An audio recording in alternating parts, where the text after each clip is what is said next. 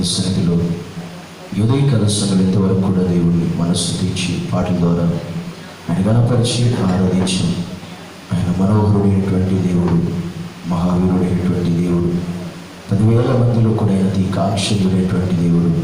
అలాంటి దేవుని సన్నిధిలో మనందరం కూడా దేవుని సన్నిధిలో మనందరం పరిశుద్ధమైన హృదయాలు కలిగి దేవుని పరిశుద్ధమైన వాక్యం కొరకు మనల్ని మనం సిద్ధపరచుకుందాం. పరిశుద్ధమైన యేసయ్య, జీవాధిపతి అయిన తండ్రి, నీకు వందనాలు చెల్లిస్తున్నాం. ఈరోజు నేను ప్రభా ఇంతవరకు నడిపించినటువంటి విధానం బట్టి స్తోత్రాలు. ఈ సమయం ముందు ప్రభా నీ వాక్యము సత్యం ప్రభా, నీ వాక్యము సర్వ సత్యంలోకి మమ్మల్ని నడిపించగలుగుతుంది కనుక ప్రభా అలాంటి సత్యవాకును మా జీవితాలు మీరు వినిపించి సహాయం చేయండి.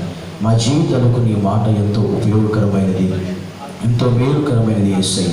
ఆ మేలుకరమైన ఉపయోగకరమైన నీ మాటలను మా హృదయాల్లో స్థిరపరిచి బలపరిచి నీలో మమ్మల్ని ఫలింపచేయమని యేసు నామములో ప్రార్థించి అడిగి వేడుకుంటున్నాము పరమ తండ్రి, ఆమేన్. దేవుని పరిశుద్ధమైన నామానికి మహిమ కలుగును గాక. దేవుడు గతించిన నెలంతా మనల్ని కాపాడి ఈ మే నెల మొదటి వారంలోనికి దేవుడు అడుగుపెట్టి మరొకసారి ఈ మొదటి ఆదివారపు దినాన మనందరం కూడా దేవుని స్థితిలో కలుసుకుని దేవుని మహిమపరిచి కృప దేవుడు మనకిచ్చారు. ఇచ్చిన దేవుని కాపుదలను బట్టి, భద్రతను బట్టి, గతించిన నెలంతా మనలను మన కుటుంబాలను దేవుడు కాపాడిన విధానాన్ని బట్టి ఒకసారి అందరం కూడా 2 చేతులు పైకితే దేవునికి స్తోత్రాలు చెల్లిద్దాం. హల్లెలూయా, హల్లెలూయా. దేవునికి మహిమ కలుగును గాక. ఈరోజు వాక్యం నిమిత్తమై దేవుని సన్నిధిలో ఒక మాటను మనం చదువుకుందాం. యాకోబు రాసిన పత్రిక 5వ అధ్యాయం 16వ వచనం. యాకోబు రాసిన పత్రిక 5వ అధ్యాయం 16వ వచనం. మీ పాపములను ఒకరితోనొకడు ఒప్పుకొనుడి, మీరు స్వస్థత పొందునట్లు ఒకని కొరకు ఒకడు ప్రార్థన చేయండి. నీతి మంతుని విజ్ఞాపన మనపూర్వకమైనదై బహు బలము గలదై ఉండును. చదివే లేఖన భాగాన్ని బట్టి మనం చూస్తే ఈరోజు మన యొక్క టాపిక్ ఏంటంటే క్రైస్తవుడి జీవితంలో క్రైస్తవుడికి ఏది ఆయుధం, క్రైస్తవుడికి దేవుడు ఇచ్చిన ఆయుధం ఏంటి. ఈరోజు చాలామంది జీవితంలో చాలా ఆయుధాలు ఉన్నాయి, చాలా పనిముట్లు ఉన్నాయి. అయితే క్రైస్తవుడికి దేవుడు ఇచ్చిన ఆయుధం ఏంటి? ఎందుకంటే చాలామంది జీవితాల్లో ఒక్కొక్కడికి ఒక ఆయుధం ఉంటుంది. అయితే క్రైస్తవుడి జీవితంలో నిజమైన ఆయుధం ఏంటి? ఆయుధం ఉంటే క్రైస్తవుడు ఎలా జీవించగలుగుతాడు అనేది ఈరోజు మనం తెలుసుకుందాం. దేవుని వాక్య లేఖనం ప్రకారం లోకంలో ఒక మనిషి చేతిలో ఒక ఆయుధం ఉంటుంది. ఒక మనిషి చేతిలో కర్ర తన ఆయుధంగా మారుతుంది. కొందరి జీవితాల్లో కొంతమంది ఇప్పుడు ఆర్మీ ఉన్నారనుకోండి, ఆర్మీ వాళ్ళ చేతుల్లో కొన్ని ఆయుధాలు ఉంటాయి. ఆ ఆయుధాలు ఏంటంటే AK-47 ఉంటాయి వాళ్ళ చేతులు, అంటే వాళ్ళకున్న ఆయుధాలు. కొంతమంది హత్య చేసే వాళ్ళ చేతులు ఏముంటాయి ఆయుధం అంటే కత్తులు ఉంటాయి, చాకులు ఉంటాయి. వాళ్ళు హత్య చేయడానికి అదే ఆయుధంగా వాడుతూ ఉంటారు. దొంగలకి కొన్ని ఆయుధాలు ఉంటాయి, దొంగల జీవితాలు కొన్ని ఆయుధాలు ఉంటాయి. అవేంటంటే దొంగలకు జీవితంలో కూడా చాకులు ఉంటాయి, బ్లేడ్లు ఉంటాయి, చైన్లు ఉంటాయి, అన్ని ఆయుధాలు వాళ్ళ దగ్గర ఉంటాయి. ఎవరి వృత్తిని బట్టి వాళ్ళ దగ్గర కొన్ని ఆయుధాలు ఉంటాయి. ఈ లోక సంబంధంగా ఎవరు ఏ వృత్తి అయితే చేస్తున్నారో వాళ్ళకంటూ కొన్ని ఆయుధాలు ఉంటాయి. అలాగే నిజంగా మనకు కూడా దేవుడు ఒక ఆయుధం ఇచ్చాడు. AK-47 అంటే అది పేర్చగానే ఎదుట వ్యక్తి ఖచ్చితంగా చనిపోతాడు, మరణిస్తాడు. ఒక కత్తితో ఒక మనిషిని పొడవగానే వాడు చనిపోతాడు, మరణిస్తాడు. అలాగే ప్రతి ఆయుధం, ఒక కర్రతో మనిషిని కరెక్ట్గా కొడితే మనిషి కూడా చచ్చిపోతాడు. ఈ విధంగా చూసుకుంటే ప్రతి మనిషి జీవితంలో ఒక ఆయుధం ఉంది. నిజమైన క్రైస్తవుల జీవితంలో దేవుడు ఇచ్చిన ఆయుధం ఏంటి? దేవుడు మనకు అలాంటి ఆయుధాలు ఏమి ఇవ్వాల. ఎందుకంటే మన గురువు గారు అయినటువంటి యేసయ్య ఆయన ఎలాంటి ఆయుధము పట్టుకోలేదు. ఆయన ఏ కత్తి పట్టుకోలేదు, ఏ కర్రస్వాము ఆయన నేర్చుకున్నాడు. యేసుక్రీస్తుకి ఏ కర్రస్వాము రాదు. మన గురువు గారికి ఏ కర్రస్వాము పట్టుకోలేదు, మనకి ఏ కర్రస్వాము రాదు. ఆ ఏ కత్తి పట్టుకోలేదు, మనకి కత్తి పట్టుకోవడం కూడా రాదు. అలాంటి ఏమి మన గురువు గారు చేయలేదు కాబట్టి మనకు కూడా అలాంటి ఏమీ తెలియదు, ఏమిరో. మరి దేవుడు మనకి ఇచ్చిన ఆయుధం ఏంటి? అసలు మనకు కూడా దేవుడు ఒక కర్ర కానీ, ఒక కత్తి కానీ, AK-47 కానీ ఏదైనా ఆయుధం ఇచ్చుంటే వీటితో మీ ప్రాణాలు కాపాడుకుండా అయినా మీ జీవితాన్ని జాగ్రత్తగా మిమ్మల్ని కాపాడుకోండి అని చెప్పుకుంటే బాగుండేది. కానీ దేవుడు ఎలాంటి ఆయుధాలు ఏమి ఆయన పట్టుకోలేదు, మనకే ఇవ్వలేదు. మరి మనకిచ్చిన ఆయుధం ఏంటంటే నిజంగా దేవుడు మనకిచ్చిన ఆయుధం అది నిజంగా పేరు చెబితే ఆ ఆయుధానికి ఏ పరిస్థితిలో ఉన్న వ్యక్తి అయినా ఖచ్చితంగా వాడికి ఇటు పడిపోద్దు ఖచ్చితంగా. ఆమె అంత గొప్ప ఆయుధం ఇచ్చాడు దేవుడు. ఏంటి ఆయుధం అంటే ఇప్పుడు మనం చదివిన లేఖన భాగంలోనే మనకు కనబడుతుంది. ఇక్కడ జాగ్రత్తగా దేవుని వాక్యాన్ని జాగ్రత్తగా నాతో పాటు ఫాలో అవ్వండి, నాతో పాటు జాగ్రత్తగా. యాకోబు రాసిన పత్రిక మనం చదివిన 5వ అధ్యాయం అన్నాడు, మీ పాపములను ఒకనితో ఒకడు ఒప్పుకోండి అన్నాడు. ఇక్కడ ఏమని రాయబడిందంటే మీ పాపాన్ని ఒకరితో ఒకడు ఏం చేయాలంట? ఒప్పుకోవాలి. ఇంకేమన్నా ఉందా? ఇప్పుడు నా పాపాలు ఏం చేయాలంటే నా పక్కోడికి చెప్పాలి. అక్కడ ఉన్న ఆ మాట అర్థం ఏంటంటే నా పాపాలు నా పక్కోడికి చెప్పాలి, నా పక్కోడి పాపాలు ఎవరు చెప్పాలి? నాకు చెప్పాలి. ఇక్కడ ఉన్న మాట అర్థం అది. మీ పాపలు ఒకరితో ఒకరు ఏం చేయాలి? ఒప్పుకోవాలి. ఇది సాధ్యమేనా చెప్పండి? ఇప్పుడు నీ పాపాలన్నీ ఎవరు చెప్పాలి? నీ పక్కము చెప్పాలి. ఆ పాపాలని ఎవరు చెప్పాలి? ఆ పక్కము చెప్పాలి. అలా చెప్పుకుంటే ఇంకేమైనా ఉంటుందా? అసలు చెప్పుకుంటాం అనగా పొరపాటు మనం చెప్పుకో. కానీ బైబిల్ చెప్తుంది మీ పాపాలంటే ఒక్కరితో ఒకరు ఒప్పుకోవాలి. అంటే ఇప్పుడు కనుక మన పాపాలన్నీ ఆ పక్కలో చెప్పామనుకోండి, ఇంకా వాడు మామూలు చాటింగ్ పేరు, ఇంక ఊళ్ళో చాటింగ్ పేరు. ఎందుకంటే మన పాపాలు చెప్తే ఒప్పుకుంటే. కానీ బైబిల్ స్పష్టం చెప్తుంది మన పాపాలు ఒకరికి. ఇది పూర్వకాలం ఉంది. ఇది వరకు ఏం చేశారంటే ఆర్స్యం అనే ఒక సిస్టమ్ ఉంది. వాళ్ళు కూడా వాళ్ళు ఏదైనా పాపం చేస్తే వచ్చి ఆ ఫాదర్ చెప్తాడు, ఫాదర్ ఏమో బిషప్ చెప్తాడు, బిషప్ ఏమో పోపు చెప్తాడు, పోపు ఏమో మరియమ్మ గారు చెప్తాడు, మరియమ్మ ఏమో యేసయ్యకి. ఇది ప్రాసెస్ అన్నమాట. అంటే ఏదైనా పాపం చేస్తే ఎట్లా ఉండేది ప్రాసెస్. కానీ ఇక్కడ ఉన్నటువంటి విషయం మనం గమనిస్తే మన పాపములు కూడా ఒకరికొకడు ఒప్పుకోవాలి. ఆమె అది విషయం. రెండోది చూడండి, మీరు స్వస్థత పొందినట్లుగా ఒకరి కొరకు ఒకడు ఏం చేయాలి? ప్రార్థన చేయాలి.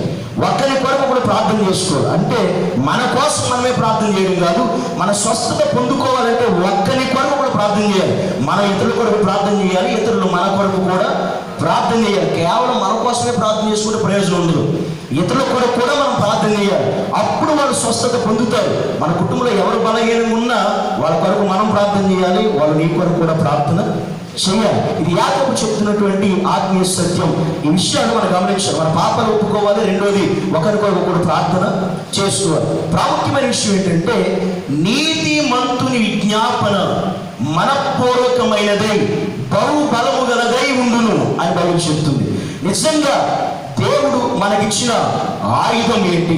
ఆ ఆయుధం నిజంగా మనం వాడితే, మనలో ఆయుధం పనిచేస్తే అది ఎలా ఉంటుంది అని అంటే ఇక్కడ రాయబడిన మాట నీతిమంతుని విజ్ఞాపన మనపూర్వకమైనదై బహు బలము గలదై ఉండును అన్నాడు. నిజంగా నీతిమంతుడు ప్రార్థన చేస్తే, నిజంగా నీతి కలిగిన వాడు కనుక దేవునికి మొరపెడితే ఆ ప్రార్థన ఎలా ఉంటుంది అని అంటే మనస్ఫూర్తిగా ఉంటుందంట. ఎలా ఉంటుంది? నీతిమంతుడు ప్రార్థన చేస్తే నెంబర్ 1 మనస్ఫూర్తిగా ఉంటుందంట ఆ ప్రార్థన. కపటంతో ప్రార్థన ఉండదు, మనస్ఫూర్తిగా ప్రార్థన చేస్తాడంట. నీతిమంతుడి ప్రార్థన అలా ఉంటుంది. రెండోది ఆ ప్రార్థన ఎలా ఉంటుందంటే బహు బలము గలదై ఉంటుందంట. అసలు ప్రార్థనకి బలం ఉందా చెప్పండి? ప్రార్థనకి బలం ఉందా లేదా? మనకి బలం ఉందా? ప్రార్థనకి బలం ఉందా? మనకి ఎలాగా బలం ఉంటుంది. ఒకవేళ మనకి బలం లేకపోయినా బలానికి సంబంధించిన ట్యాబ్లెట్ కూడా వేసుకుంటాం బలం కావాల్సి వస్తుంది. అవునా కాదు? మనకు ఆల్మోస్ట్ బలం ఉంటుంది. ఈ బలం నాకు సరిపోదు అనుకుంటే ఆ బలానికి సంబంధించిన ట్యాబ్లెట్లు కూడా వాడతాం మనం కొన్ని సందర్భాలు, ఆ బలం తెచ్చుకోవడానికి, ఆ బలం చేకూర్చుకోవడానికి. కానీ ఇక్కడ నిజంగా నీతిమంతుడు కనుక ప్రార్థన చేస్తే మనస్ఫూర్తి ఉంటుంది. రెండోది బహు బలము గలదై ఉంటుందంట. నిజంగా నీతిమంతుని ప్రార్థన అంత బలంగా ఉంటుందా? అంత శక్తివంతంగా ఉంటుందా? నిజంగా ప్రార్థన అంత బలం ఉందంటే ప్రార్థనలో బలం ఉండడం కాదు అక్కడ అర్థం, ఆ మనిషిలో బలం ఉండడం కాదు అర్థం, చేసే ప్రార్థనే బలమైనదై ఉండాలి. ఆమేన్. ప్రార్థన చేయడం అంటే దాదాపు ఇప్పుడు నేను ఉన్నట్టుగా ప్రభువా నువ్వు అది చేయి, ఇది చేయి, అది ఇది అది తీ, ఇది తీ అంత గట్టిగా అరవడం కాదు బలం అంటే. బలం అంటే అది కాదు నేను చెప్పేది. అలా గట్టిగా అరిసి దేవుని అడిగితే అది ప్రార్థన బలం కాదు.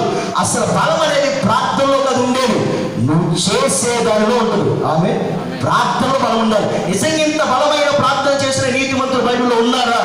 అలాంటి బలమైన ప్రార్థన నిజంగా మనస్ఫూర్తిగా ప్రార్థన చేశారా? వాళ్ళు ప్రార్థన చేస్తే ఆ ప్రార్థన బలమైనదిగా ఉందా లేదా అనేది ఇప్పుడు నేను మీకు బైబిల్ గ్రంథంలో చూపిస్తా.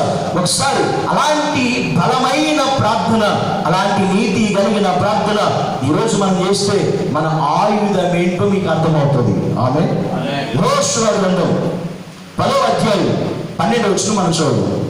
యెహోషువ గ్రంథం 10వ అధ్యాయం 12వ వచనం. యెహోవా ఇశ్రాయేలు ఎదుట అమోరీయులను అప్పగించిన దినమున ఇశ్రాయేలు నిలిచిండగా యెహోషువ యెహోవాకు ప్రార్థన చేసింది. సూర్యుడా నీవు గిబియోనులో నిలువు, చంద్రుడా నీవు అయ్యాలోను లోయలో నిలువు. చాలు, ఇక్కడ జాగ్రత్తగా నిజంగా ప్రార్థన అంత బలమైనది ఉంటుందంటే ఖచ్చితంగా ఉంటుంది. అలాంటి ప్రార్థన చేసిన వాడు బైబిల్లో ఉన్నారంటే ఉన్నారు భక్తులు చాలా మంది. ఇలా మనం చూస్తే యెహోషువ కాలంలో ఇశ్రాయేలు ప్రజల మీదకి అమోరీయులు వచ్చినప్పుడు వాళ్ళ మీద జయం పొందాలి అంటే సూర్యుడు అస్తమించకూడదు. సూర్యుడు కనుక అస్తమిస్తే ఇశ్రాయేలు ప్రజలు ఓడిపోయే పరిస్థితి వస్తుంది. అందుకని ఆ టైంలో ఏం చేయాలి అర్థం కాని పరిస్థితిలో యెహోషువ అనే భక్తుడు దేవుడికి ప్రార్థన చేశాడు. ఆ ప్రార్థన ఎలాంటిదంటే బహు బలమైనదిగా ఉంది. ఆ ప్రార్థన ఎలా చేశాడంటే, ఈ లోకాన్ని సృష్టించిన దేవుడు సర్వలోకాన్ని సర్వ సృష్టిని కూడా ఆయన ఆధీనంలో ఉంచుకున్నటువంటి దేవునికి ప్రార్థన చేస్తే ఈ ప్రపంచంలో ఏ ఒక్కరు చేయలేని కార్యాన్ని ఏ ఒక్కరు ప్రార్థన చేసినంత అద్భుతం ఇప్పటి వరకు చరిత్రలో ఎక్కడ జరగల. అలాంటిది యెహోషువ ఒక రోజు ప్రార్థన చేశాడు. ఏమనంటే, సూర్యుడా నీవు గిబియోనులో నిలిచిపో అన్నాడు. చంద్రుడా నీవు అయ్యాలను లోయలో ఆగిపో అన్నాడు. ఆమె సూర్యుని ఆపగలిగిన శక్తి మనిషికి ఉందా? చెప్పండి, మనిషికి ఉందా? అసలు సృష్టి మీద అధికారాన్ని దేవుడు మనిషికి ఇవ్వాల. సృష్టి అంతటిని కూడా దేవుడు తన స్వాధీనంలో ఉంచుకున్నాడు, తన ఆధీనంలో ఉంది. సూర్యుని ఆపగలిగినంత శక్తి ఏ మనిషి చేతికి దేవుడు అప్పగించడా. ఎందుకంటే నిజంగా దేవుడే కనుక సృష్టిని మనిషి చేతికి అప్పగించేస్తే ఎవడు ఇష్టం వచ్చినట్టు వాడు వాడుకుంటాడు. అర్థమైందా? వాడు బాగా ఎండ కావాల్సినప్పుడు సూర్యుడా ఇటురా అంటాడు. వాడు ఇటు వచ్చాడు అనుకో, వాడు బాగా ఎండే కావాలనుకో, ఇక నువ్వు ఇక్కడే ఉండు అన్నాడు అనుకో, ఇప్పుడు అటే ఇప్పుడు ఏమైపోతావు? బాగా నీడ కావాలనుకో, చంద్రుడు నువ్వు ఇటురా అంటాడు. మనిషి చేతికి అప్పగిస్తే పరిస్థితి ఎలా ఉంటుందంటే సర్వనాశనం అయిపోతుంది ప్రపంచం. మనిషి చేతికి కనుక సృష్టిని అప్పగిస్తే, మనిషి చేతిలో పెడితే. ఎందుకంటే ఇప్పుడు మనం చూస్తే భారతదేశము నా మాతృభూమి అనేటువంటి ప్రతి ఒక్కరు కూడా మన ఆంధ్ర రాష్ట్రాన్ని పక్కన పెట్టేశారు. భారతదేశం నా మాతృభూమి అనేటువంటి ప్రతి ఒక్కరు కూడా చేసే ప్రయత్నం మన ఆంధ్ర రాష్ట్రాన్ని పక్కన పెట్టేశారు. అంటే అర్థం ఏంటంటే ఇక్కడ ఏం చెప్పినా ఏ రీతిగా చెప్పినా దేవుడు కనుక సృష్టిని మనిషి చేతికి అప్పగించుంటే నిజంగా ప్రపంచం అల్లకల్లోలమైపోయింది. అందుకే దేవుడు సృష్టి అంతని తన ఆధీనంలో ఉంచుకుని తను మాత్రమే చెప్పినట్టుగా చేశాడు. అలాంటి సృష్టిని ఒక మనిషి, ఒక భక్తుడు, ఒక నీతిమంతుడు తన ప్రార్థన ద్వారా సూర్యుడినే ఒక రోజంతా ఆపేశాడు. ఆమె ఆ ప్రార్థన ఎంత బహుబలమైనదై ఉంటే సూర్యుడు ఆగిపోయాడు. ఆలోచన చేయండి ఒకసారి. దేవుడు చెబితే సూర్యుడు ఆగాలి. అలాంటిది ఒక భక్తుడు భూమి మీద ప్రార్థన చేస్తే సూర్యుడే ఆగిపోయాడంటే ఆగిపో పలానా ప్రదేశంలో పలానా స్థలంలో అనగానే సూర్యుడు ఆగిపోయాడు. గిబియోనులో సూర్యుడు ఆగిపోయాడు. ఆ రోజంతా సూర్యుడు అస్తమించకపోయాను అని బైబిల్ చెప్తుంది. చంద్రుడు ఆ రోజంతా కూడా అయ్యాలను లోయలో నిలిచిపోయాడు. చంద్రుడు ఒక దినమంతా లాగి ఉండిపోయాడు. ప్రపంచంలో యెహోషువ ఒక్కడు మాత్రమే సృష్టిని ఆపగలిగింది. ఆమె ఎందుకోసమంటే ఆ ప్రార్థనలో అంత బలం ఉంది. ఆమె అంత ప్రభావం, అంత శక్తి ఉంది. అందుకనే అది ఆగిపోయింది. ఆ సృష్టి అంతటి కూడా ఆపగలిగిన శక్తి యెహోషువ మాత్రమే కలిగి ఉన్నాడు. ఈరోజు మనం ప్రార్థన చేస్తే ఇది నాగిందా? మనం ప్రార్థన చేస్తే నాగిందా? ఇప్పుడు కనుక నిజంగా ప్రభు ఆ రోజు యెహోషువ ప్రార్థన చేశాడు కనుక సూర్యుడు ఆగిపోయాడు, చంద్రుడు ఆగిపోయాడు. ఇప్పుడు నేను ప్రార్థన చేస్తున్నాను ప్రభు అని కనుక మనం ప్రార్థన చేస్తే మాకు కూడా ఎండలు ఎక్కువైపోయినాయి ప్రభు, ఎండలు అసలు ఉండకూడదు, మాకు మొత్తం చల్లగా అయిపోవాలి అన్నమాట. చల్లగా తీసుకెళ్ళిపోతాడు దేవుడి పైకి, ఇంకేముండదు మనం ప్రార్థన చేస్తే. అలా ఉండదు పరిస్థితి. కానీ అట్లా కాదు, యెహోషువ ప్రార్థన చేస్తే సూర్య చంద్రుల ఆ రెండు కూడా ఒక దినమంతా ఆగిపోయాయి. చరిత్రలో దేవుడు చేసిన అద్భుతం. ఎందుకోసం అంటే ఆ భక్తుడు నీతిమంతుడు గనుక. రెండవది, ఆ భక్తుడు చేసిన ప్రార్థన బహుబలమైనదిగా ఉంది కనుక. ఆమేన్, హల్లెలూయా. రెండోది, అదే యాకోబు రాసిన పత్రిక 5వ అధ్యాయం 17 వచనం చదవండి. 17 మరొక భక్తుడు మీకు కనిపిస్తున్నాడు. ఏలియా మన వంటి స్వభావము గల మనుషుడే. వర్షింపకుడున్నట్లు అతడు ఆసక్తితో ప్రార్థన చేయగా 3.5 సంవత్సరాల వరకు భూమి మీద వర్షింపలేదు. ఇంకొక భక్తుడు ఉన్నారు ఇక్కడ. ఎవరు అంటే ఏలియా. ఏలియా మనలాంటి స్వభావం కలిగిన వాడు. అంటే మనం ఎలా ఉన్నాం ఆయన అలాగే ఉంటాడు, మనం ఎలా మాట్లాడుతున్నాం ఆయన అలా మాట్లాడతాడు, మనం ఎలాంటి స్వభావం కలిగి ఉన్నాం ఆయనకు అదే స్వభావం, మనకి ఏ బలహీనతలు ఉన్నాయో ఆయన కూడా అదే బలహీనతలు ఉన్నాయి.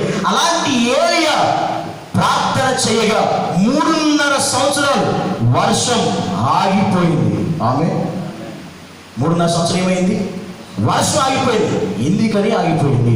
3.5 సంవత్సరాలు వర్షం ఆగిపోవాలని ప్రార్థన చేస్తే 3.5 సంవత్సరాలు వర్షం ఆగిపోయింది. ఇప్పుడు మన బాగా వర్షం ఎక్కువైపోయి మన కనుక ఇప్పుడు ఆ రోజు ఏలియా ప్రార్థన చేయగా వర్షం ఆగిపోయింది కనుక ఈ రోజు ఏం చెప్తారు? యేసు నామములో వర్షం ఆగిపోవడుగా కానీ మనం ప్రార్థన చేస్తే వర్షం ఆగదు. భయంకర వడగండ్లు పడి మనం తలలు కూడా బద్దలైపోతుంది. అంత రివర్స్లో ఉంది ఇప్పుడు పరిస్థితి, అంత వ్యతిరేకం ఉంది ఇప్పుడు పరిస్థితి. ఇప్పుడు అంతేమీ లేదు, అర్థమవుతుందా? అప్పుడు వాళ్ళ ప్రార్థన అలా ఉండేది, అప్పుడు వాళ్ళ భక్తి అలా ఉండేది, అప్పుడు వాళ్ళ నీతి అలా ఉండేది, ఆ రేంజ్లో ఉండేది. అందుకని వాడు ఏ ప్రార్థన చేసినా దేవుడు సృష్టిని కూడా ఆపేసేవాడు. ఆమె వాడు ప్రార్థన పరిస్థితి అలా ఉంది. వీళ్ళకున్న ఆయుధం ఏంటి చెప్పండి మీరు?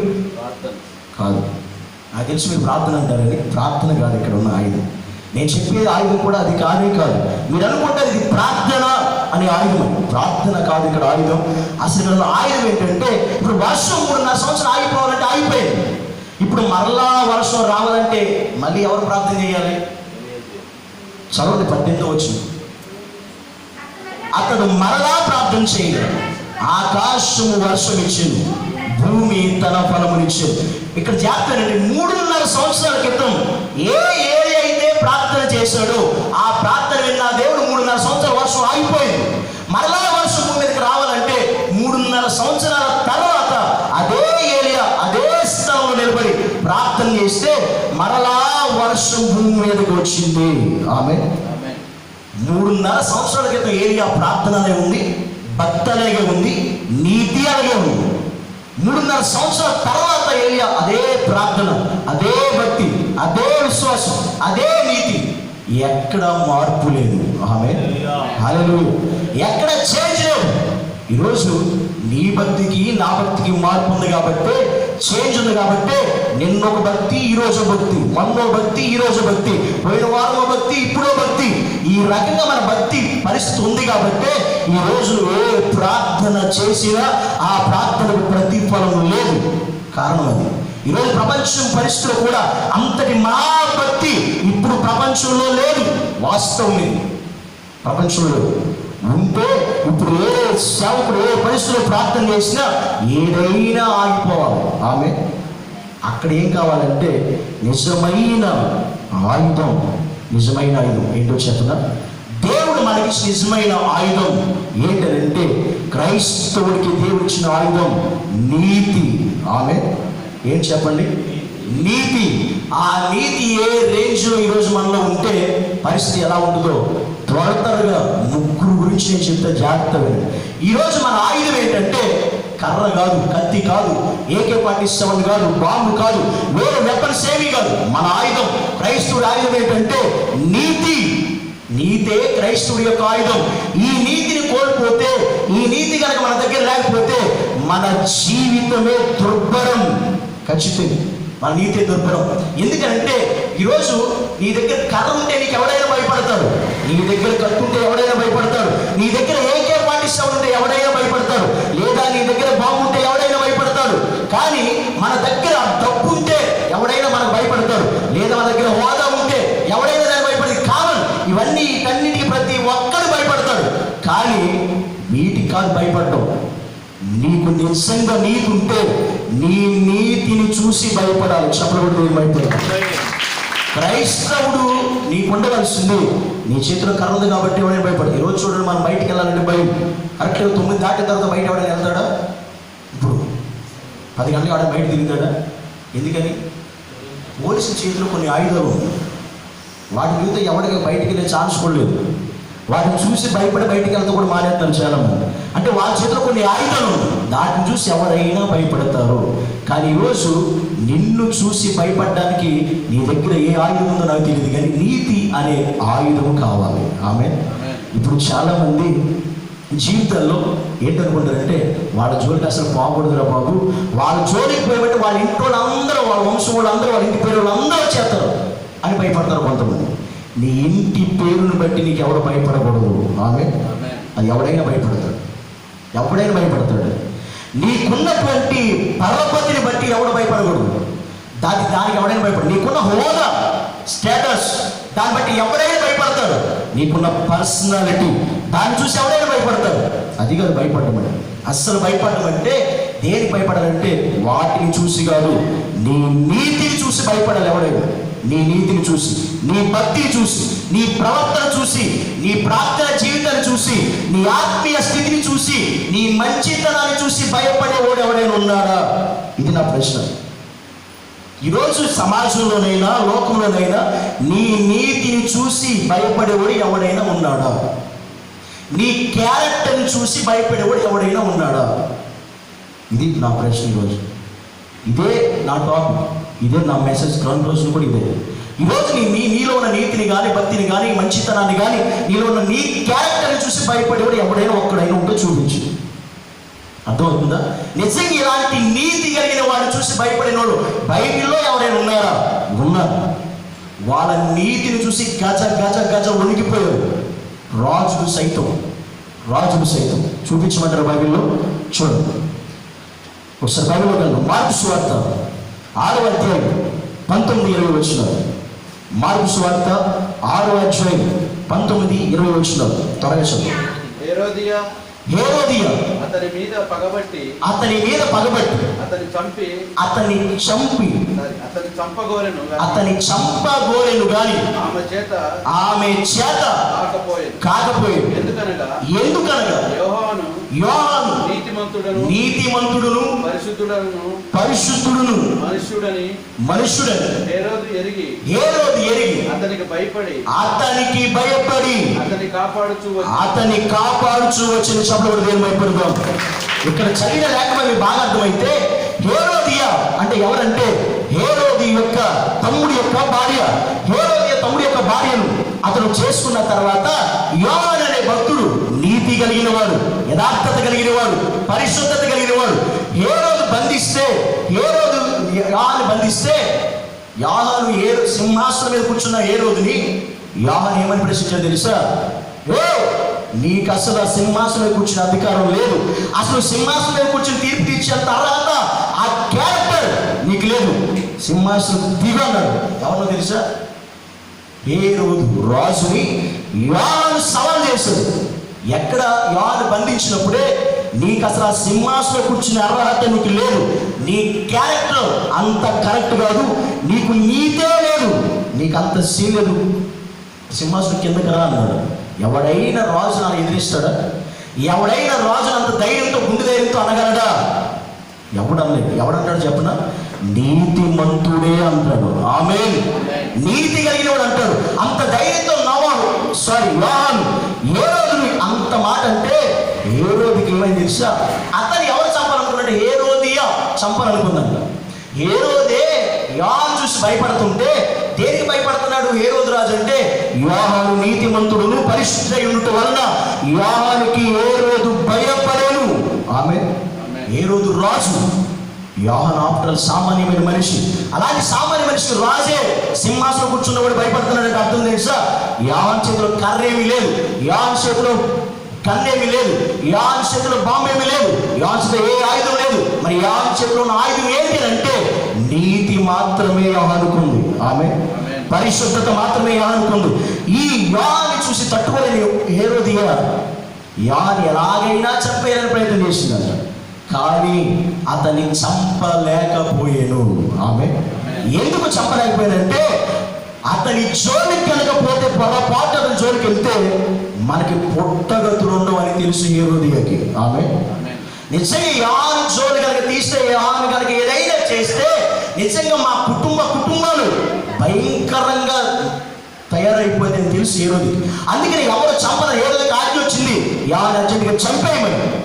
కానీ హేరోదు భయపడి, బాబు అతని జోలికి నేను పోలేదు, ఎందుకంటే అతను నీతిమంతుడు, అతను ఏదైనా చేశాడంటే మాకు కానీ, మా బిడ్డలకి కానీ, మా కుటుంబానికి కానీ, మా తరాలకు కానీ పుట్టగతులు ఉండవు, అందుకే అతన్ని నేమీ చేయలేదు. ఆమె ఇది నీతిమంతుడిని చూసి భయపడ్డం అండి. అంతేగాని మనం చూసి భయపడ్డం కాదు, మనలో ఉన్న నీతిని చూసి భయపడాలి సమాజం, భయపడాలి ఏ వ్యక్తి అయినా. అంతేకాని ఏదో మనం చూసి భయపడడం అది వేరు. నిజంగా నేను చూసి భయపడేవాడు అలా ఉండాలి. ఆమె నీ భక్తి, నీ యథార్థత, నీ నీతి. యోహాను అలా చంపలేకపోయింది. హేరోదు అలా ఆలోచించిన, హేరోదు రాజు ఆలోచించిన యోహాను చంపలేకపోవడం కారణం ఏంటంటే అతడు నీతిమంతుడు, అతని జోలికి మేము పోకూడదు. ఆమె నిన్ను చూసి అలా అనుకోవాలి. నిజంగా వేసేద్దాంరా అనుకున్నాడు అనుకో, వాడిని వేసేస్తే మనం ఉంటామా అని ఆలోచించాలి. తర్వాత వాడు ఎవడైతే వేసేద్దాం అనుకున్నాడో, ఎవడైతే లేకుండా చేద్దాం అనుకున్నాడో వాడికి ముందే ఆలోచన రావాలి. వాడిని టచ్ చేస్తే, వాడిని కనుక ఏదైనా చేస్తే అసలు మనం బ్రతుకుండే ఛాన్స్ ఉందా అని. ఆమె అది ఎప్పుడు వస్తుందంటే నీ నీతిని చూసినప్పుడే. ఆమె నీ నీతిని చూసినప్పుడే ఆ భయం వస్తుంది. యోహాను చూసి హేరోదు రాజే గజ వణికిపోయాడు. హల్లెలూయా. అది ఆ ఆయుధం కలిగి ఉండాలి ఈరోజు క్రైస్తవుడు. ఆయుధం నీకు ఉంటే నువ్వు ఎక్కడున్నా సమాజమైన, లోకమైన, మనుషులైన ఆ నీతిని చూసే భయపడాలి. కానీ ఏదో మనం వాయిస్ చూసి కాదు. కొంతమంది ఇళ్ళల్లో భయపెడుతూ ఉంటారు, అంటూ ఈ కేకలకి భయపడుతుంది వేరు. అర్థమవుతుందా? ఈ కేకలకు భయపెట్టరు, వాటి వల్ల ఏం కాదు. నీకు భయపడాలనుకుంటే నీ నీతిని చూసి భయపడాలి. ఆమె నీ భక్తి ఏంటో, నీ నీతి ఏంటో తెలియాలంటే నీ భార్య గారిని కూర్చోబెట్టి 10 నిమిషాలు మాట్లాడితే భర్త గారి భక్తి అంతా బయటకు వచ్చేది. భర్త గారి నీతి మాటలన్నీ బయటకు వచ్చేది. భర్త గారి యొక్క నీతి ప్రవర్తన అంతా బయటకు వచ్చేస్తుంది. భర్త గారి యొక్క బతుకంతా బయటకు వచ్చేస్తుంది మొత్తం. అంటే ఏ సందర్భంలో ఏ మాటలు మాట్లాడతారు, ఏ సందర్భంలో ఎలా ఉంటారు, ఏ సందర్భంలో ఆయన భక్తి ఏంటి, ఆయన నీతి ఏంటి, ఆయన ప్రవర్తన ఏంటి, ఆయన ఎంత భక్తి ఉన్నాడు, ఎంత నీతి ఉన్నాడు, ఎంత అలా జీవించాడంటే ఒక్కసారి ఆ శ్రీమతి గారిని పక్కన కూర్చోబెట్టి 10 నిమిషాలు మాట్లాడితే మొత్తం టపా వచ్చేది మొత్తం విషయం. ఎందుకని? ఆయన నీతి అలా ఉంటుంది కాబట్టి, ఆయన భక్తి అలా ఉంటుంది కాబట్టి. భార్య గురించి తెలియాలంటే భర్తను అడిగితే తెచ్చిపోదు. ఆమె భక్తి ఎంతో, ఆమె నీతి ఎంతో, ఆమె మాటలు ఎంతో, ఆమె మాటలు ఎంత నీతిగా ఉన్నాయో, ఆమె ఎంత నీతిగా మాట్లాడుతూ, ఏ సందర్భంలో, ఎలాంటి సందర్భంలో ఎంత నీతి కలిగిన మాటలు, ఎంత నీతి కలిగిన ప్రవర్తన కలిగి ఉంటుందో భర్త గారిని పర్సనల్గా కూర్చోబెట్టి అడిగితే తెలిసిపోదు. అవునంటారా కాదంటారా? అవుతున్నారు మా సిస్టర్స్ కొంతమంది. అవునంటారా కాదంటారా? తెలియదంటారా? తెలిసిందా తెలియదా? నీ భక్తి ఏంటి, నీ నీతి కలిగిన మాటలు ఏంటో, నీ ప్రవర్తన ఏంటో తెలుస్తుందా తెలియదా? ఖచ్చితంగా తెలుస్తుంది. ఏదో ఈరోజు గుడిలోకి వచ్చేసి, మందిరానికి వచ్చేసి పరిశుద్ధులుగా ప్రార్థన చేసేసి ఉండడం వల్ల కాదు తెలియదు భక్తి. భక్తి అనేది మన నీతిలో ఉంటుంది. ఆమె హల్లెలూయా. మన నీతి కనుగొన్నప్పుడే భక్తి పనిచేస్తుంది. నీతి లేనప్పుడు కేవలం మందిరంలోనే భక్తి పనిచేస్తే అది వేస్ట్, సొంత వేస్ట్ అనమాట. మన ఓన్లీ మందిరంలోనే నీ భక్తి పని చేస్తే ఎందుకు పనికిరాదు భక్తి. ఇంటి దగ్గర పని చేయాలి భక్తి. ఆమె ఇంటి దగ్గర పని చేయాలి, సమాజంలో పని చేయాలి భక్తి, బయట పని చేయాలి భక్తి. ఆ నీతి యోహానులో ఉంది కాబట్టి హేరోదు రాజు సైతం భయపడ్డాడు. ఆమె అలాగే నీకు భయపడేవాడు ఎవరు ఉన్నారో చెప్పు. అది కావాలి. ఆ నీతి ఈరోజు క్రైస్తవుడు ఆయుధంగా మార్చుకుంటే నిజంగా నీకు లోకమే భయపడుతుంది. ఆమె నిన్ను చూసి. ఇదే మాత్రమే కాదు, ఇంకోటి చూడు. మత్తయి సువార్త 27వ అధ్యాయం 19వ వచనం. మత్తయి సువార్త 27వ అధ్యాయం 19వ వచనం. అతడు న్యాయపీఠం ఎదుట కూర్చుండి ఉన్నప్పుడు అతని భార్య, నీవు ఆ నీతిమంతుని జోలికి పోవద్దు, ఈ ప్రొద్దు ఆయనను గూర్చి నేను కలలో మిక్కిలి బాధపడుతున్నాను. అతని వద్దకు వర్తమానము పంపిను. ఈమెవరో తెలుసు మీకు? ఈమెవరో తెలుసు? పిలాతు భార్య యేసుక్రీస్తుని ఆయన చేయని నేరానికి తీసుకెళ్లి గవర్నర్ అయిన పిలాతు ఎదురు నిలబెడితే, దేవుని రేపు ఉదయాన్నే పిలాతు దగ్గర నిలబెడతారు, రేపు ఉదయాన్నే తీర్పు తీర్చాలి, శిక్ష రావాలి అని పిలాతు భార్య, అంటే పిలాతు అప్పుడు ఎవరంటే గవర్నర్ యేసుక్రీస్తు జీవించిన కాలంలో పిలాతు దగ్గరికి వెళ్ళి యేసుక్రీస్తు నిలబెట్టినప్పుడు రేపు ఉదయాన్నే యేసుక్రీస్తు తీర్పు తీర్చాలి. తీర్పు తీర్చేది ఎవరంటే గవర్నర్ అయిన పిలాతే. ఆ రాత్రి జరిగిన విషయం ఏంటి చెప్పున? ఆ రాత్రి నీతి మంత్రుడైన యేసయ్యను గురించిన ఒక కళ గవర్నర్ భార్యకు వచ్చింది.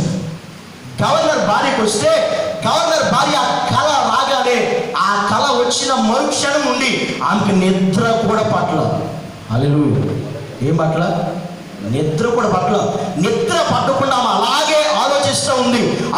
ఉదయాన్నే వెళ్ళగానే తన భర్త అయిన గవర్నర్ అయిన పిలాతు ఏమందో తెలుసా? నీవు రేపు తీర్చిపోతున్నావే, అతను గురించి ఏమని చెప్పి తెలుసా?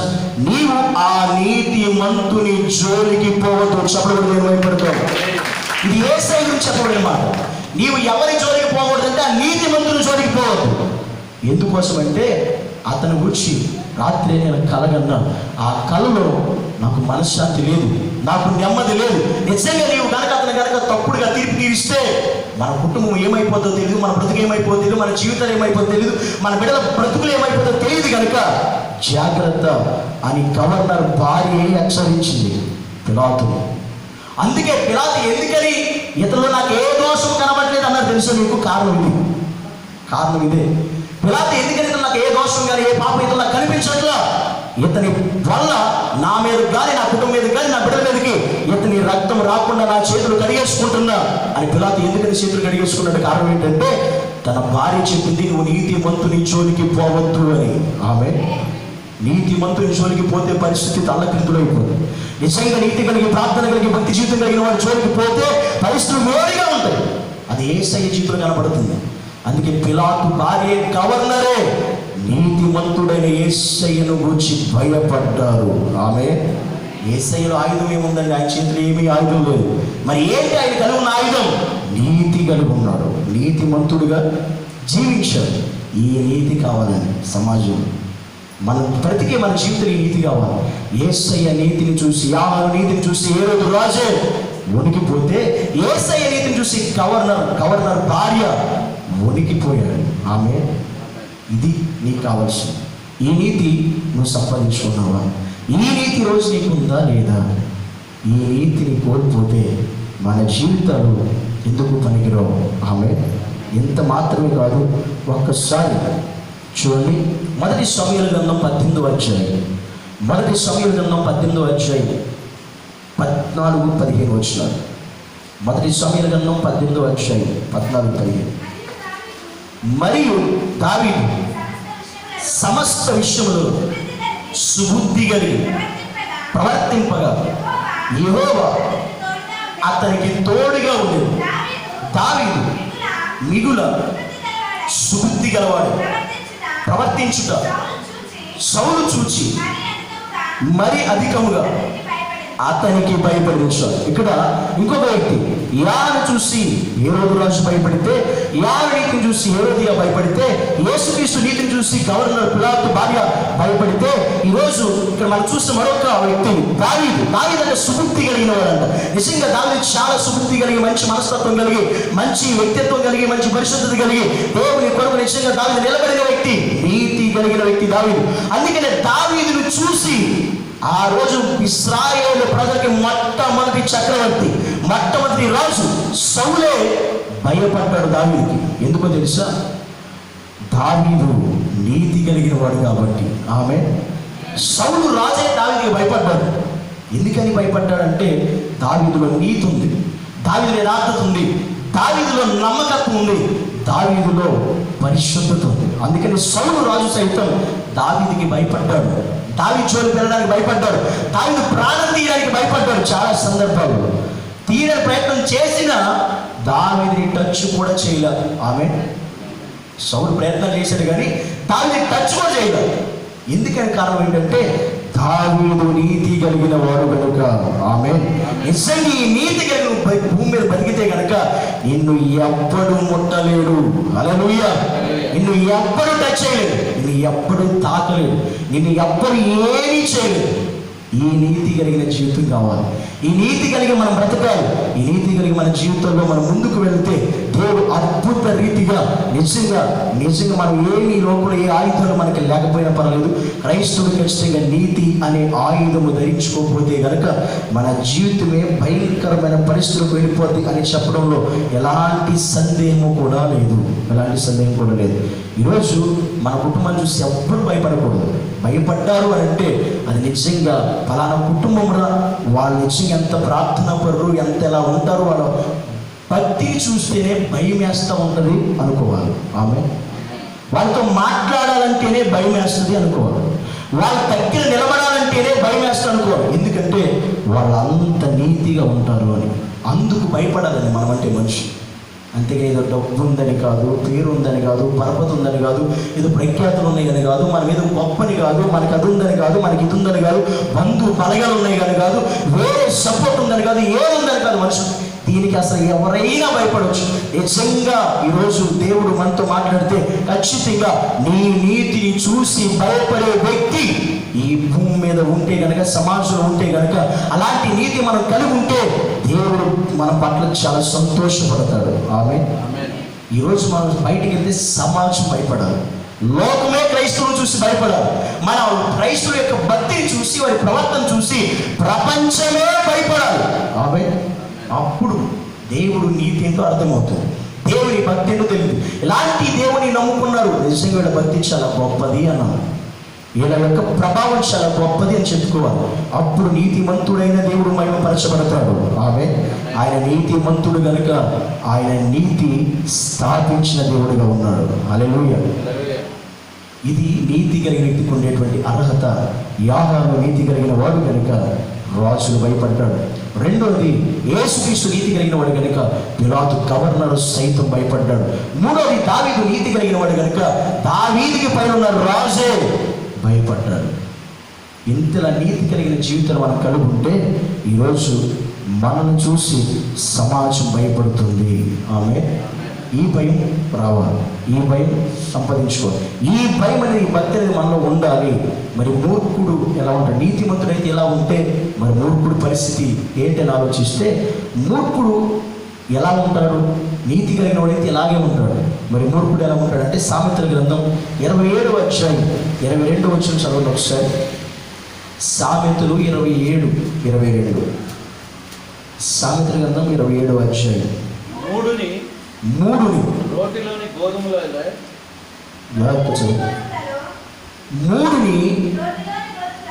రోటిలోని గోధుమలలో వేసి రోకల దంచినను వాడి మూడత వాడిని వదిలిపోదు. హల్లెలూయా. క్రైస్తవుడికి ఉండవలసిన ఆయుధం నీతి. ఈ నీతి లేకపోతే వాడు ఎలా తయారవుతుంటే మూఢుడుగా, అంటే అర్థం ఏంటంటే మూర్ఖుడుగా అర్థం, మూర్ఖ స్వభావంతో అర్థం. ఈ మూర్ఖ స్వభావం కలిగిన ఈ మూఢుడు, ఈ మూర్ఖత్వంతో మూర్ఖ స్వభావంతో ఉండేవాడు, మొండితనంతో ఉండేవాడు ఏ టైపులో ఉంటారు, ఏ విధంగా ఉంటారంటే, ఇక్కడ విసిగిపోయి వేసారిపోయి చిరాకు వచ్చి రాసిన మాట ఇది. వాస్తవంగా ఈ మాట ఎలాంటి పొజిషన్ చెప్పిందంటే, ఇసుకుపోయి చెప్పిన మాట. ఏంటంటే, మూడుని రోటిలో గోధుమలో వేసి రోకలు దంచిన వాడి మూడతో వాడిని వదిలిపోవాలన్న ఈ మాటకి ఎక్స్ప్లెయిన్ నేను ముగిస్తాను. జాగ్రత్తగా మూడునంట రోడ్డులో వేసి, రోడ్డు తండ్రి తెలుసా? రోడ్డు తెలిసి ఇక్కడ మీరు ఎవరికైనా రోలు తెలిసిన చేయొద్దండి. రోడ్డు ఇప్పుడు లేదు, ఇది వరకు ఉన్నాయి రోడ్లు. ఎందుకనంటే ఇది వరకు రోలు ఉండేవి, ఇప్పుడు రోల్ ప్లేసుల్లో ఏమొచ్చాయి? గ్రైండర్లు వచ్చాయి, అంతే కదా. అప్పుడు రోలు ఉండేవి, ఇప్పుడు గ్రైండర్లు వచ్చినాయి అనమాట. అందుకని రోడ్లు అయిపోయింది. మన దరిద్రం అలా ఉంది కాబట్టి ఆ మనిషి బాగు ఆరోగ్యంగా ఉండే అన్నీ పోయి ఇప్పుడు ఏమొచ్చింది చెప్పిన, మనిషి మొత్తం తీసుకెళ్ళిపోయి అన్నీ వచ్చింది, మనిషి త్వరగా తీసుకెళ్ళిపోయి అన్నీ వచ్చినాయి అనమాట. అప్పుడు రోడ్లో నిజంగా పచ్చడి చేసినా ఏం చేసినా రోడ్లు హ్యాపీగా తినేవారు కదా. ఇప్పుడు అదేమి లేదు, ఇప్పుడు అదేమి లేదు.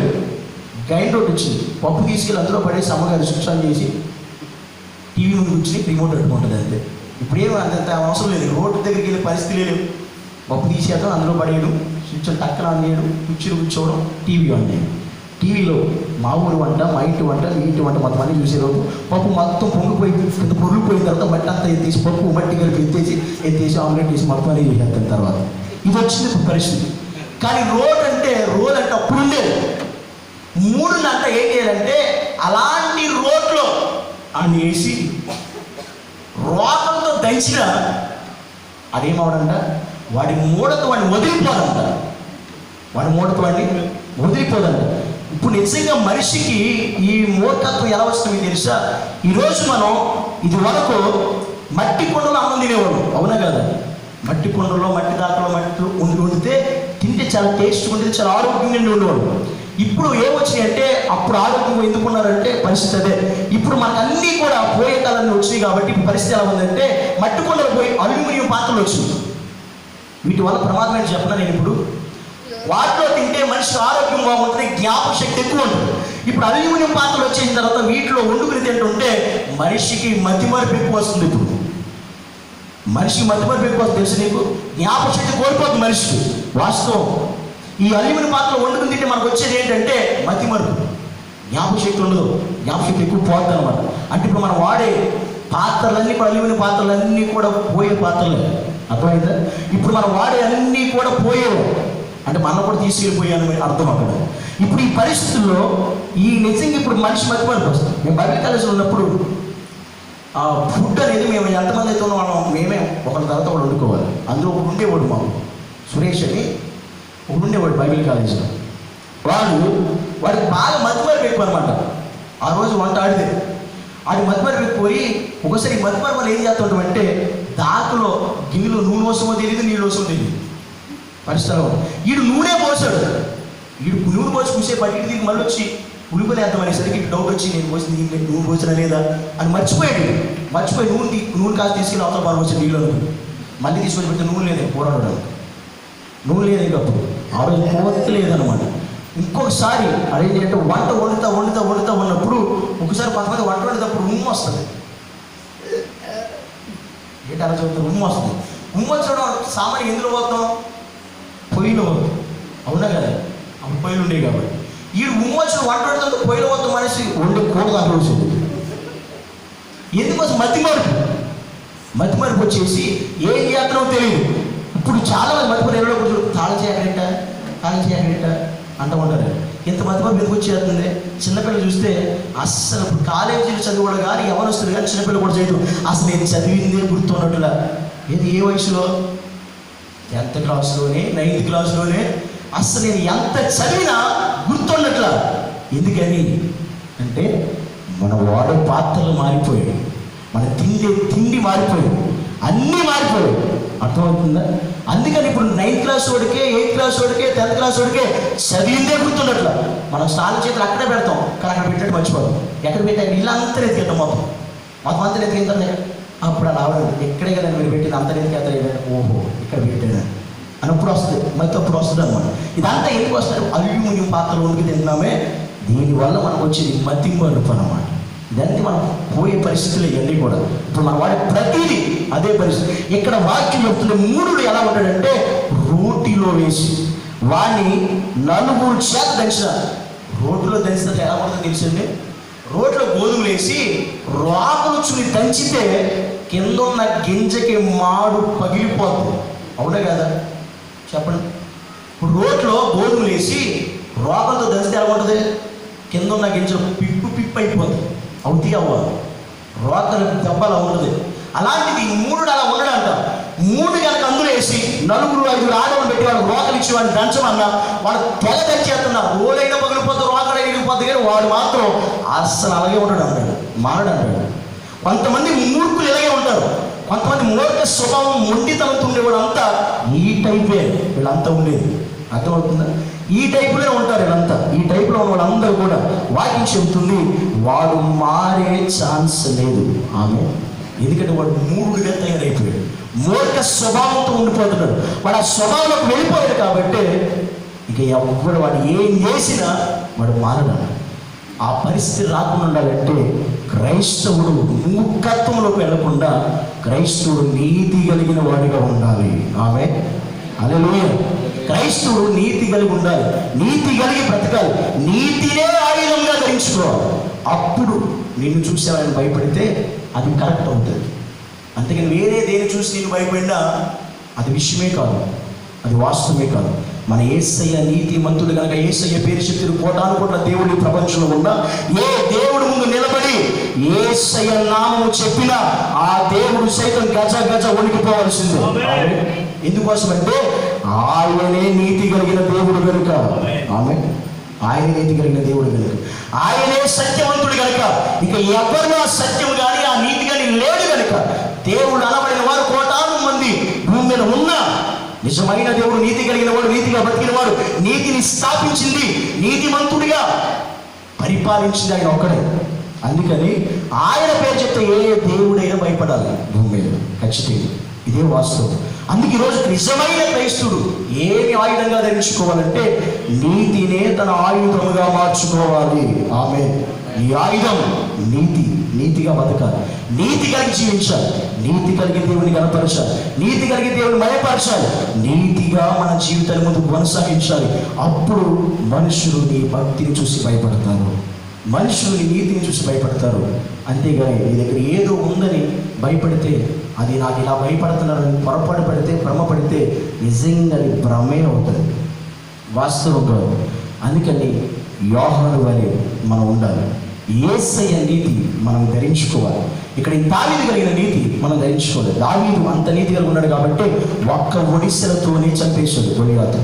శత్రువుని ఒడిశల సరిపోయింది దావీదుకి. ఎందుకని అతని దగ్గర వేరే ఆయుధాలు ఏమి లేవు, ఒకటి ఆయుధం ఒడిశల. దానితో శత్రువుని చంపగలిగాడు. ఈరోజు ఒడిశలతోనే పని లేదు. ఎందుకనంటే అసలు ఒడిశల ఈరోజు అవసరం లేదు. ఎందుకంటే ఒడిశలతో కొట్టే పెట్టలన్నీ కూడా ఇప్పుడు ఏమీ లేవు. ఎక్కడ మనమంతా ఏరేసారు, మొత్తం కాకు ఒకటి కనపడతాయి ఎక్కడ కావాల్సి. పెట్రోల్ మొత్తం ఏరేసారు, ఏమీ మిగలేదు. ఇప్పుడు అసలు పక్షులు అనేవి మిగలేదు. మనం ఎక్కడ కనపడితే అక్కడ ఏరేయడమే మొత్తం అన్నింటినీ. అది తీయకూడదు. మామూలు చేపలు పట్టినప్పుడు ఏ చెరువు కూడా కాలే ఉండదు అన్నమాట. మామూలు చేపలు ఏ చెరువు ఏ చేపలు మిగలదు, మొత్తం అన్నీ ఏరేయడమే. అలాగే పక్షులు ఏమి లేవు, మనిషితో పనే లేదు ఈ రోజుల్లో. ఇక అన్నీ ఏరేయడమే. మనిషి జీవితంలో మనిషి ఎన్ని చేసినా నీతి తన ఆయుధముగా మార్చుకున్నప్పుడు దేవుడు అతనికి దావీదుకి తోడై ఉన్నట్లుగా దేవుడు నీకు తోడై ఉంటాడు. ఆమేన్. దేవుడు తోడై ఉంటాడు. నీతిని ఈ ఆయుధంగా నువ్వు మార్చుకుంటే దేవుడు ఎప్పుడు కూడా నీకు తోడై ఉంటాడు. ఎక్కడైనా తోడై ఉంటాడు, ఏ స్థలంలో అయినా తోడు ఉంటాడు, ఏ ప్రదేశంలో అయినా తోడు ఉంటాడు. నువ్వు ఎక్కడికి వెళ్ళినా దేవుడు నీకు తోడుగానే వస్తాడు. ఆ నీతి నువ్వు సంపాదించుకున్నప్పుడు, ఆ నీతి నువ్వు కలిగి ఉన్నప్పుడు ఆ భక్తిని కలుగు. అందుకే యెహోషువ ప్రార్థన చేస్తే సూర్య చంద్రులే ఆగిపోయారు. అందులో నీతి ఉంది, ఆ ప్రార్థనలో బలము ఉంది. ఏలియా ప్రార్థన చేయగానే వర్షం 3 సంవత్సరాలు ఆగిపోయింది. తర్వాత ప్రార్థన చేయని వర్షం వచ్చింది. ఎందుకని అతనిలో ఆ నీతి ఉంది, ఆ ప్రార్థనలో బలం ఉంది, అతని ఆయుధమే అది. అందుకని ఏలియా ప్రార్థన చేయగా అగ్నికి వచ్చింది. ఎందుకని అతనిలో నీతి ఉంది, ఆ నీతే అగ్ని దిగేలా చేసింది. అందుకని యోహానులో నీతి ఉంది. చాలామంది అంటారు యోహాను తొందరపాటు కలిగి అనవసరంగా రాజుని ఎదిరించి అనవసరంగా రాజుని మాటని చచ్చిపోయాడు, లేకపోతే యోహాను చచ్చిపోయాడు కదా అనుకుంటారు కొంతమంది. సమాజంలో ఇలాగే ఉంటుంది కదా. ఎవరైనా పొరపాటున యోహాను ఎందుకు చచ్చిపోయాడు అంత త్వరగా అంత అవసరం ఏమొచ్చిందంటే అనవసరంగా మెల్లకుండా ఉండొచ్చు. యోహానికి అంత అవసరం ఏమొచ్చింది, యోహానికి అంత పని ఏమొచ్చింది, రాజుగారు ఎలా ఉంటే యోహానికి ఎందుకు, యోహాను తన పని తను చేసుకోవచ్చుగా. ఎందుకని అనవసరంగా రాజుగారిని గెలికాడు, చూసావు ఏమైపోతుందో, తనను నరికేశాడు. ఇదే సమాజంలో వచ్చే పరిస్థితి. వాస్తవం నేను చెప్పనా, యోహాను పొరపాటు తొందరపడే చచ్చిపోవాలి. యోహాను నిజంగా నీతి లేకుండా చచ్చిపోవడం కంటే నీతి కలిగి చచ్చిపోవడం బెటర్. నీతి లేకుండా ఎన్నో సంవత్సరాలు బతికే కంటే నీతి గల 1 సంవత్సరం బతికే చాలు. హల్లెలూయా. యోహాను కావాల్సి వచ్చాను. కానీ యోహాను చాలామంది అంటారు తొందరపాటు కలిగి చచ్చిపోయి యోహాను అంటారు. చాలామంది అనుకుంటే ఈరోజు అయినా వాళ్ళ గురించి ఎందుకండి, వీళ్ళ గురించి ఎందుకండి, అసలు వాళ్ళ గురించి, ఆ సేవ గురించి ఎందుకండి, ఈ సేవ గురించి ఎందుకండి అని అంటే, ఆ సేవ గురించి ఎందుకంటే ఆ సేవ వాళ్ళు చేసుకున్నారు, ఆ పద్ధతి చేస్తున్నారు అనుకుంటే, వాస్తవంగా నీతి లేకపోతే దేవుడు దాన్ని ఒప్పుకోడు. నీతి లేకపోతే దేవుడు ఒప్పుకోడు, నీతి లేకపోతే దేవుడు దాన్ని అంగీకరించడు. అందుకని యోహాను ఏ రోజు రాజుని ప్రశ్నించాడు. అందరినీ ప్రశ్నించకూడదండి, అందరినీ కాదు, కొందరిని ప్రశ్నించాలి, కొందరిని హెచ్చరించాలి, కొందరికి బుద్ధి చెప్పాలి, కొందరికి జ్ఞానం చెప్పాలి. ఆమె అంతేగాని ఎవరు పెడితే అందరినీ కలిపి ఒకే దాంట్లో వేసి పప్పుడు కూడా రొమ్మకూడదు. అర్థమైందా? అందరిని ఒకే దాంట్లో రొమ్ముకుంటే ఇక పరిస్థితి భయంకర గందరగోళం ఉంటుంది. ఎవరికి హెచ్చరిక ఇవ్వాలో వాళ్ళకి ఇవ్వాలి, ఎవరిని ఎదిరించాలో వాళ్ళు ఎదిరించాలి, ఎవరికి కరెక్ట్గా మనం సమాధానం చెప్పాలో వాళ్ళు కరెక్ట్గా సమాధానం చెప్పాలి, ఎవరిని ఏ స్థాయిలో మనం ఏ రీతిగా వాళ్ళతో ఆ రీతిగా మాట్లాడాలి. అంతేగాని అది తప్పైనా కానీ అది రాంగ్ అయినా కానీ మెదలకుండా ఉంటే అది నీతి కాదు. ఆమె అది నీతి కాదు. అందుకని యోహాను నీతి కలిగిన వాడు, యేసయ్య నీతి కలిగిన వాడు, దావీదు నీతి కలిగిన వాడు. ఈరోజు దేవుని నమ్మిన మనం కూడా ఉన్న ఆయుధం నీతి. ఆ నీతి కలిగిన యేసయ్య నిజంగా నిన్ను నన్ను ప్రేమించాలన్న ఈరోజు మనకు కావాల్సింది నీతే. ఆయన మనం ప్రేమించాలన్న ఆ నీతే మనకు ఉంటే కనుక ఆయన ఎప్పుడు కూడా ఆయన నీతి రాజ్యంలో మనల్ని జ్ఞాపకం చేసుకుంటాడు. ఆమె హల్లెలూయా. అలాంటి నీతి కలిగి మనం బ్రతకాలి.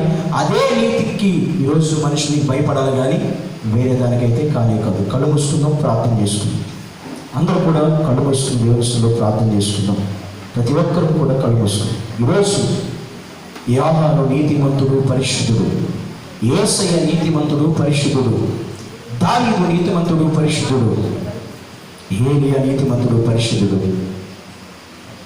యెహోషువ నీతిమంతుడు, పరిశుద్ధుడు. ఈరోజు మనుషులు దేని గురించి భయపడతారు అనుకుంటే పొరపాటు. ఆ భయం అవసరమే లేదు. నీ హోదాను చూసి, నీ ఉద్యోగాన్ని చూసి, నీ వ్యాపారం చూసి, నీ పలుపడిని చూసి, నీ బలాన్ని చూసి, నీ బలగాన్ని చూసి, నీ పరిస్థితి చూసి భయపడేది భయం కానే కాదు. అప్పుడు అలా కాదు భయపడేది. నీ నీతిని చూసి భయపడేవాడు ఉన్నారా? ప్రశ్న చేసుకో. ఈరోజు నీ భక్తిని చూసి భయపడేవాడు ఉన్నారా? ఆలోచించి. ఈరోజు నీ ప్రవర్తన చూసి భయపడేవాడు ఉన్నారా? వాళ్ళ జోలికి పోకూడదు. వాళ్ళు చాలా భక్తి కలిగిన వాళ్ళు, నీతి కలిగిన వాళ్ళు. వాళ్ళ మాట అనడానికి సరిపోదు, వాళ్ళని ఏం చేయడానికి మనకు అర్హత లేదు అని భయపడే సమాజం ఉందా? ఈరోజు నువ్వు ఆయుధం ధరించుకుంటే నీతి అనే ఆయుధమే నువ్వు ధరించుకుని జీవించాలి. నీతి అనే ఆయుధం నీకుంటే నువ్వు ఎక్కడున్నా ధైర్యంగా బ్రతకగలుగుతావు, ఎక్కడున్నా నీతి కలిగి జీవించగలుగుతావు. దేవుని కృపనికి తోడై ఉంటుంది. కనుక ప్రతి ఒక్కరు కూడా దేవుని ప్రాంతం ఆ నీతి మంతుడైన యేసయ్య నీతిగా బ్రతికాడు కాబట్టి మన అందరి కొరకు ఆయన పరిశుద్ధమైన రక్తాన్ని చెల్లించాడు. ఆ నీతి మంతుని రక్తముతో మనం కడగబడ్డాం. ఈరోజు ఆ నీతి మంతుని రక్తంతో కడగబడిన మా అందరము కూడా ఆ నీతి కలిగి జీవించకపోతే ఆయన రక్తంతో కడగబడిన దానికి అర్థమే లేదు. కనుక ఈరోజు ప్రతి ఒక్కరు ప్రార్థన చేద్దాం.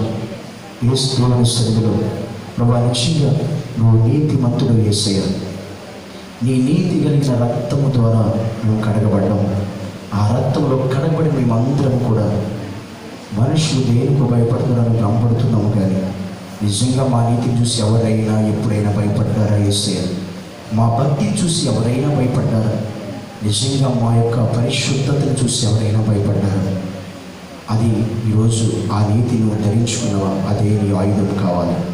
నా యేసయ్య ఆయుధం అదే, యోహాను ఆయుధం అదే, దావీదు ఆయుధం అదే, నేను ఆయుధం కూడా అదే కావాలి. ఈరోజు ప్రతి ఒక్కరూ కూడా దేవుడి సన్నిధిలో ఒక నిమిషం ప్రార్థించడం. ప్రభువా, ఆ నీతి అనే ఆయుధం ధరింప చేసుకుని నేను జీవించాలి. యేసయ్య, ప్రతి ఒక్కరూ దేవుని సన్నిధిలో నీతి మంతుని రక్తం, నీతి మంతుని జ్ఞాపకం చేసుకుంటూ ఆశీర్వాదకరం బైబిల్ చెబుతుంది. మన యేసయ్య నీతి మంతుడు కనుక మనల్ని కూడా నీతి మంతులు ఉండాలని ఆశపడుతున్నాడు. ఆయన పరిశుద్ధుడు కనుక మనం కూడా పరిశుద్ధులు ఉండాలని దేవుడు ఆశపడుతున్నాడు. ఆయన పరిపూర్ణుడు కనుక మనం కూడా పరిపూర్ణంగా ఉండాలని దేవుడు ఆశపడుతున్నాడు. ప్రతి ఒక్కరూ కూడా దేవుని సన్నిధిలో ప్రార్థన చేస్తున్నాం. దేవుని పరిశుద్ధమైన నీతి కలిగిన ఆయన నీతి రక్తం, ఆయన పరిశుద్ధమైనటువంటి శరీరం మన మధ్యలో ఉంది. ప్రతి ఒక్కరూ ప్రార్థనాపూర్వకంగా ఆయన బలలో చేరేద్దాం. ఆయన శరీరం కొరకు రక్తం కొరకు ప్రార్థన చేసుకుందాం. పరిశుద్ధుడు అయిన యేసయ్య, సర్వాధికారి నీకు వందనాలు. ఈరోజు నీ పరిశుద్ధ మందిరంలో మేము చేరి ఉండగా ప్రభువా, మా ఎదుట ఉంచబడిన నీ పరిశుద్ధ శరీరమును బట్టి, నీ పరిశుద్ధ రక్తం బట్టి ప్రార్థన చేస్తున్నాం. ఒకసారి మమ్మల్ని జ్ఞాపకం చేసుకుని ప్రభువా, మా జీవితాన్ని ప్రభువా నీ చేతికి అప్పగిస్తూ ఉండగా నీ కృప మాకు తోడుగుంచండి. మేము ఎలాగైతే నీ నీతి రక్తం చేత కడగబడ్డాం ఆ నీతిని మాలో స్థాపించండి. నీతి రాజ్యం స్థాపించండి. ఆ రాజ్యంలో మేము కూడా పాల్పంచుకునే రీతిగా మాకు సహాయం చేయండి ప్రభువా. మమ్మల్ని పరిశుద్ధపరచండి, పవిత్రపరచండి, నీ కృప చేత నింపండి. నీ సన్నిధి మాకు తోడుగా ఉంచండి. నీ అమూల్యమైన రక్తంతో మనం కడగండి యేసయ్య. మా పాపములను, మా దోషములను, మా అతిక్రమములను మీరు కడగండి తండ్రి. నీకు స్తోత్రాలు. నీ సన్నిధిలో సిద్ధపడిన ప్రతి ఒక్క బిడ్డను కూడా ప్రభు జ్ఞాపకం చేసుకోండి. నీ సన్నిధిలో అలా సిద్ధపడి నీ బల్ల చేసే ప్రతి ఒక్కరిని కూడా మీరు దర్శించి ప్రభు ప్రతి ఒక్కరి జీవితంలో నీతి అనే వస్త్రమును ధరింపచేయమని ప్రార్థిస్తున్నాను. ప్రభుని వందనాలు. ఈరోజు అట్టి కృప మా అందరికీ అనుగ్రహించమని యేసు నామములో ప్రార్థిస్తున్నాము తండ్రి. ఆమేన్. అలాగే ప్రార్థనలో ఉందాం దేవుని సన్నిధిలో. ప్రతి ఒక్కరిని కూడా ప్రార్థన చేసుకుని ఎవరైతే మారు మనసు పొంది రక్షించబడి బాప్తిస్మము తీసుకున్నారో వాళ్ళందరూ కూడా మీ కుడి హస్తాన్ని